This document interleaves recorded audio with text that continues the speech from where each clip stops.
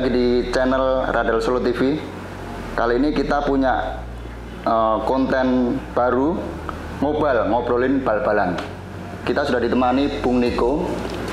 Dia ini wartawan olahraga yang sudah lama mengikuti perkembangan Persis Solo. Dari tahun berapa, Bung? Dari 2012. 2012, lumayan lama ini ya. Kita akan ngobrolin tentang peluang Persis Solo di Piala Presiden 2022. Oh iya. Gitu, Bung? Iya, benar.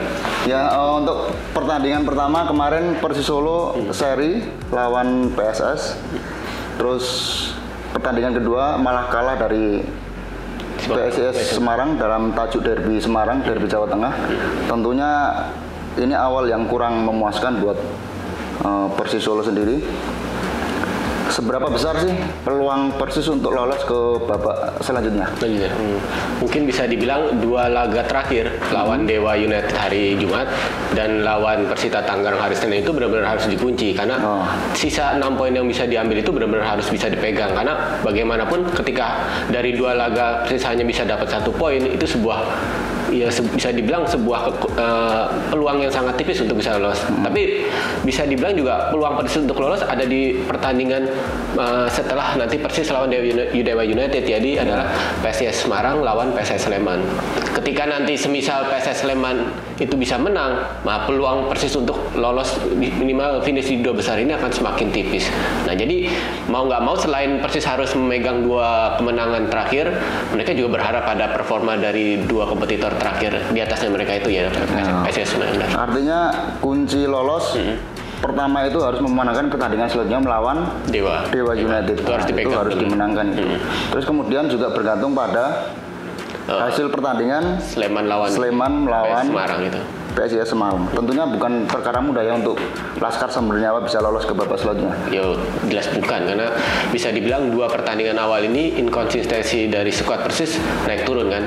Walaupun kita juga bisa melihat karena dari sisi komposisi kan berbeda, dari sisi lawan juga berbeda. Tapi itu untuk bisa mencetak gol bisa dibilang Persis ini masih kesulitan. Berbeda dengan ketika dia uji coba dengan 3 tim itu, Persis benar-benar di satu pertandingan bisa mencetak 2 gol. Tapi ketika 2 pertandingan awal di Piala Presiden untuk mencetak gol saja benar-benar susah ya. Nah, untuk pertandingan selanjutnya kan melawan Dewa United. Secara track record pertandingan terakhir Persis melawan Dewa United itu menang 2-1 di semifinal Liga 2 2021 ya. Iya. Itu ada perubahan nggak sih peta kekuatan Dewa United sendiri? Ya, bisa dibilang kalau kunci dari kemenangan Persis promosi itu ada di Dewa sebenarnya. Ketika Persis menang lawan Dewa di semifinal itu, Persis bisa promosi. Tapi kita juga bisa melihat bahwa komposisi Dewa saat itu dan saat ini itu berbeda. Sampelnya ketika kita melihat komposisi saat ini hanya 12 pemain yang musim lalu bermain dipertahankan Dewa musim ini. Kita juga bisa melihat bagaimana mereka merekrut banyak pemain di skuad ini. Ada Asep Berlian dari Madura, terus Fahmi, ada juga 3 pemain asing, Al-Ayubi dari Bali United. Itu benar-benar jadi kedalaman skuad mereka musim ini benar-benar komplit lah. Ditambah cukup mengejutkan ketika nama head coach-nya mereka Kasar tadi itu yang membawa Dewa promosi ternyata digeser ke bawah untuk jadi tim akademi. Tapi kita juga bisa melihat karena Dewa yang saat ini dipegang, yang diracik itu adalah pelatih dari Sriwijaya musim lalu, Neil Mezar, yang kita tahu Neil Mezar ini adalah pelatih ex timnas yang dia punya jam terbang besar untuk meracik tim. Nah, di belakangnya dia ada asisten pelatih yang orang Solo pasti kenal, namanya Widiantoro. Jadi benar-benar Widiantoro ini tahu kultur sepak bola di Solo secara tidak langsung juga, jadi ada historis di sana. Nah, bisa dibilang lawan Persis nanti Dewa itu akan sangat susah lah untuk bisa mengalahkannya.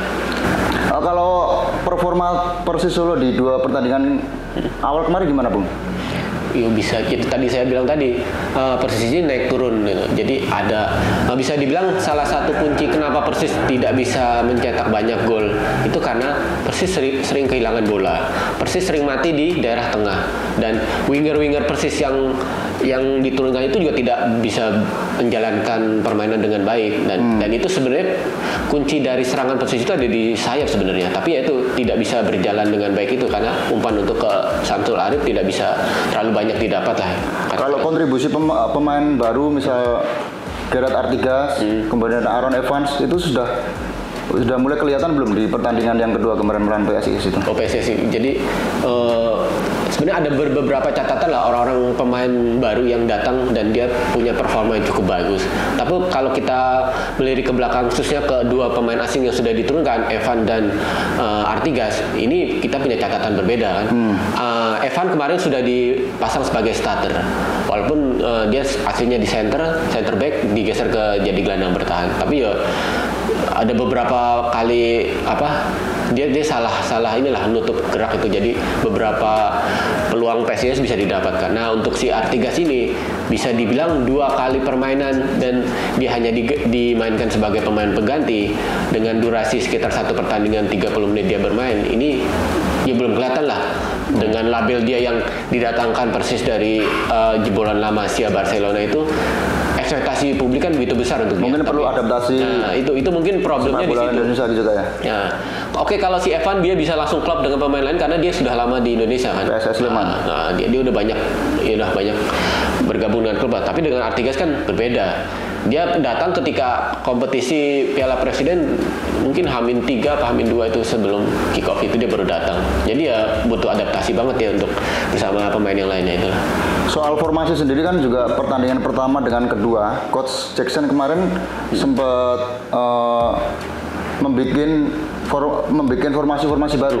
Misalnya seperti melawan PSIS Semarang pakai formasi 4-1-4-1 kalau nggak salah ya. Adakah peluang untuk mencoba formasi lain nanti di melawan Dewa United? Ya mungkin seperti janji Coach Jackson ya, dimana Piala Presiden ini adalah uji coba buat dia, khususnya untuk meramu tim. Jadi bisa dibilang pemain terbaik lah. Jadi semua pemain akan diturunkan, entah itu jadi pemain inti ataupun pemain cadangan, dan itu peluang buat mereka untuk tunjuk gigi juga kan. Jadi bisa dibilang untuk mematok komposisi terbaik musim ini, Coach Jackson masih meraba-raba. Jadi siapa yang bakal jadi pemain inti, siapa yang bakal jadi mungkin backupnya dia. Nah itu yang lagi diramu oleh Coach Jackson di Piala Presiden ini. Kalau pemain yang punya kans untuk tampil selama full siapa misalnya? Full ya mungkin sampai pertandingan selesai melawan Persita Tangerang nanti. Kalau saya lihat mungkin ada beberapa pemain ya. Jadi di dua laga awal itu Abduh dan Fabiano itu benar-benar Abduh, Fabiano dan Andri Ibo. Itu perannya nggak tergantikan itu. Nggak tergantikan, ini bisa dibilang mereka belum diganti sama sekali. Jadi peran mereka di lini belakang itu benar-benar kokoh, dan itu kayaknya jadi kepercayaan Coach Jackson untuk tetap dimainkan. Apakah besok ketika ada 2 pertandingan itu mereka akan diganti? Bisa iya, bisa tidak gitu. Tapi kalau untuk khusus Fabiano sepertinya dan Abdul sepertinya tidak, itu mungkin cukup kecil peluang dia untuk diganti itu. Kalau peluang pemain baru yang Javier dari Madura United seperti apa itu? Javier. Oh, ini Jamerson lah. Jamerson. Oh, Jamerson. Coach Jackson sudah bilang kan, ada 2 pemain asing yang baru saja diumumkan, Jamerson dan si Messi itu. Itu sudah dipastikan mereka untuk di babak penyisian ini tidak akan bisa dimainkan karena belum didaftarkan itu, karena telat didaftarkan. Entah itu semisal Persis lolos ke babak 8 besar itu mereka bisa dimainkan atau tidak dengan istilahnya pendaftaran ulang. Itu manajemen belum bisa memastikan, belum tahu regulasinya seperti apa.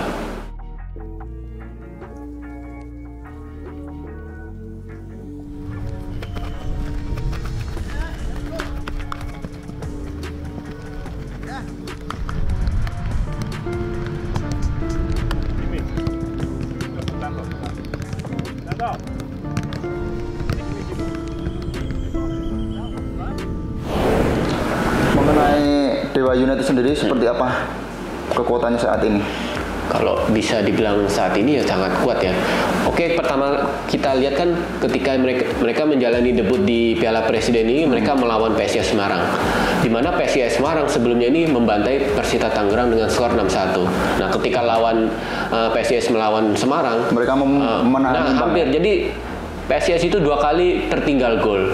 Hingga akhirnya di injury time mereka bisa menyamakan kedudukan, dan itu sebenarnya sebuah kerugian buat Dewa kan, ketika kemenangan di depan mata mereka sirna gitu. Tapi kita juga harus ingat, setelah lawan Dewa, Persis akan melawan Persita, di mana Persita sukses mengalahkan Dewa. Itu artinya 5 klub di grup A ini benar-benar kompetitif dari sisi skuad dan saling mengalahkan lah. Jadi tidak mudah untuk mengalahkan mereka semuanya. Jadi itu sedikit analisis dari Bung Niko mengenai peluang Persis Solo lolos untuk babak selanjutnya Piala Presiden. Tentunya kita juga berharap ajang ini menjadi persiapan menyambut Liga 1. Ya. Kita mungkin bisa memperkirakan peluang di Liga 1 sendiri seperti apa, Bung? Melihat permainan-permainan dari tim lain di grup Piala Presiden tadi.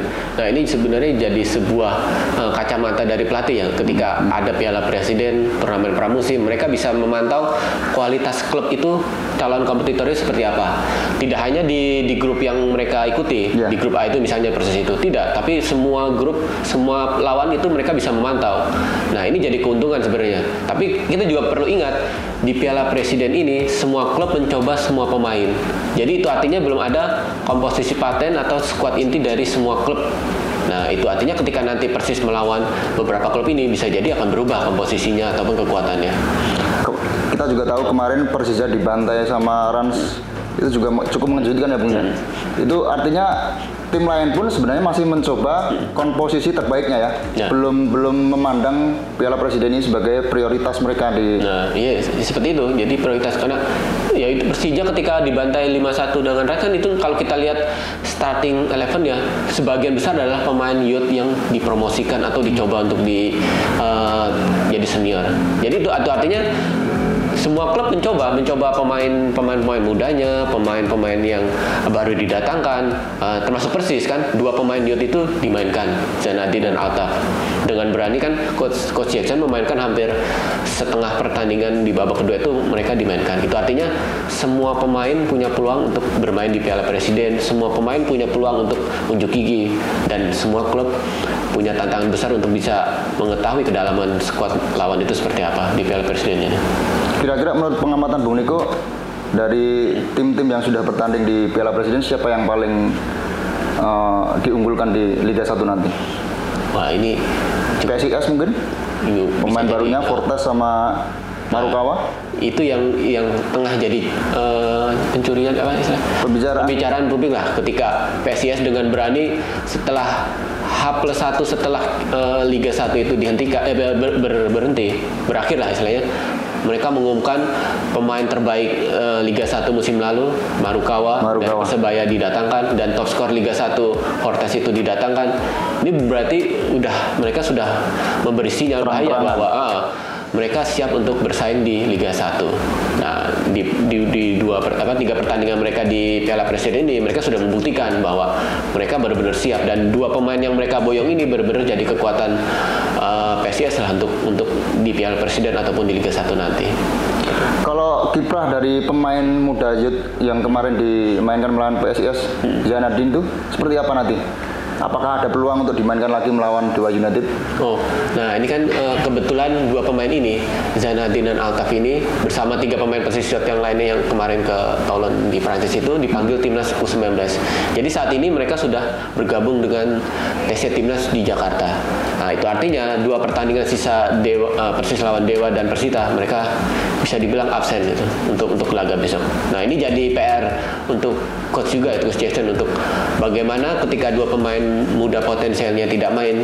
Nah, ada beberapa pemain yang disiapkan untuk bisa menggantikan peran mereka di babak kedua mungkin. Perlukah manajemen mendatangkan sosok playmaker untuk jadi jenderal di lapangan tengah? Mengingat di pertandingan kedua kemarin lapangan tengah selalu kalah dengan lawan. Nah, sebenarnya Persis baru punya si Messi itu kan. Tapi ya itu kembali lagi dia tidak bisa dimainkan. Nah, saat ini kan peran playmaker itu ada di Krishna Bagaskara. Ditambah kemarin Taufik ini sebenarnya dipasang untuk memutus serangan lawan itu. Tapi ya itu kembali lagi ketika bisa dibilang kekurangan Persis ataupun evaluasi dari tim yang penuh dibenahi adalah di sisi lini tengah itu. Bagaimana mereka bisa menguasai bola, bagaimana mereka bisa memutus serangan lawan dengan bagus. Nah ini yang jadi PR besar Coach Jackson untuk dibenahi di 2 laga sisa di babak penyisian itu. Kalau dari sisi penyerang sendiri seperti apa menurut pengamatan Bung Niko? Ada Cak Samsul, kemudian ada Artigas Artigas, seperti apa dari pertandingan awal kemarin? ya bisa dibilang Samsul yang begitu garang di dua uji coba lawan Persebaya dan Bali United di Piala Presiden ini, dia seperti kebingungan, dia tidak banyak dapat bola yang begitu manis untuk bisa mengusut. Nah ini sebenarnya peran beberapa pemain sayapnya yang harus istilahnya harus bisa lebih baik itu dalam sisi memberi bolanya manis ke dia itu. Nah sebenarnya bisa dibilang peran dua striker Persis, Artigas dan Samsul Arif di Piala Presiden ini belum bisa berjalan dengan mulus ya, karena kurangnya suplai bola dari pemainnya itu. Ya ini jadi PR untuk Coach Jackson bagaimana bisa merubah pola, merubah komposisi dan segalanya, untuk bisa gimana caranya dua pemain ini ketajamannya bisa muncul lagi gitu. Itu tadi analisa dari Bung Niko.